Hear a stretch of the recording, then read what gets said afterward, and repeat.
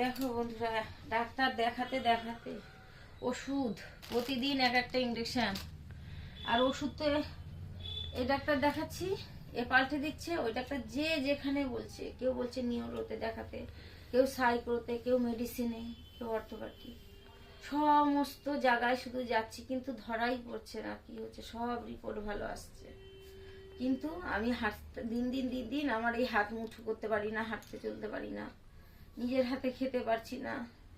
মানে ভগবানের উপর দিয়ে আর ভরসা নেই, ভরসা সব উঠে গেছে। আর টেস্ট দেখো, শুধু একটার পর একটা সব টেস্ট, এখানে আলট্রাসোনোগ্রাফি থেকে ব্লাড সব রকম টেস্ট হচ্ছে।